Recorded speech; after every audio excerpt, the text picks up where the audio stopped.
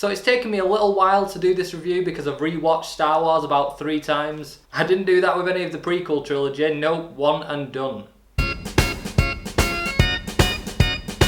Star Wars, or Episode 4, A New Hope. Let me start off by saying I love Star Wars. It's one of them stories that I watched as a kid and I just instantly fell in love with. And it's actually quite a simple story. I mean, it's set against this sort of epic backdrop in space with all these planets in a galaxy far, far away. But the story itself is quite sort of simple. I mean, you have a hero on a quest, you have a princess who's in need of help, and a great villain. And that's not that complicated, and it shouldn't be. I mean, I did not hear one mention of a trade federation. And that's probably because they all got wiped out. But you know what I mean? There's no dull stuff like that. It's just interesting characters and a good story. So Star Wars was released in 1977 and it just blew audiences away at the time. It was one of the most impressive, action-packed adventure movies ever made, and it still is today. And I think one of the reasons for that is not just because of the sort of special effects which still hold up, it's the great story and these characters that you just sort of fall in love with throughout the movie. And that's why it still manages to constantly bring in new audiences. I mean, you've got Obi-Wan Kenobi, who's like this cool sort of mentor. He's teaching Luke the ways of the Force.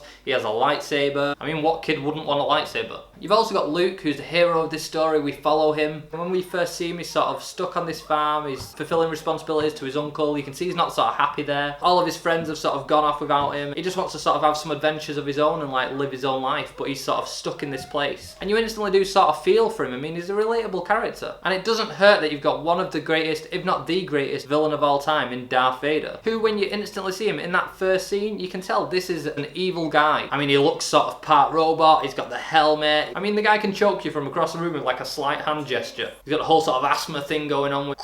And you just take one look at him and you're like, yeah, that guy's evil. And on top of a great hero and a great villain, you've got these great characters to sort of fill out. I mean, you've got Han Solo, who's one of the coolest characters of all time. Like, he doesn't believe in the Force, he doesn't believe in all this sort of mythical stuff. As long as the guy's got a blaster at his side, he's set. And then you also have Princess Leia, who's like one of the leaders in this rebel army. And it was just really cool to see that she was like this really strong female character, because at the time, I mean, that was sort of rare. I mean, it would have been quite easily just to make her sort of a damsel in distress. And they didn't. They flushed her out more than that. And she's actually a really good character. And then on top of that, we still get Chewbacca, we get R2-D2, C-3PO. I mean, I just can't sort of describe how well every single character in this movie is written. They all get their own time to shine. None of them just feel like they're just there for no reason. Jar Jar. And they just all have this great chemistry when they're all sort of thrown together and forced to interact with one another. One thing I do have to say about this movie is that the music is just spot on. If the movie wasn't epic enough with just the characters and sort of the space and the planets, the music is a thing that pushes it over that edge and makes it, yeah, unforgettable. So if you've seen my reviews for episode 1 to 3, I mean, I ripped into them quite a lot. And part of it's because it's kind of fun to do that. But part of it is because this is how good a Star Wars movie can be, and they're just not. I mean, this movie has something for everyone. For kids, for adults, and even for you Game of Thrones fans, it even hints at a bit of incest. If that's what you're into, you weirdo. I give this movie a 5 out of 5. It's one of my favourite movies of all time. I remember sitting down as a kid and my uncle putting it on saying like, oh, you should watch Star Wars, and I was like, I don't want to watch Star Wars, I don't like Star Trek or any of that sort of stuff. Watched it, hooked.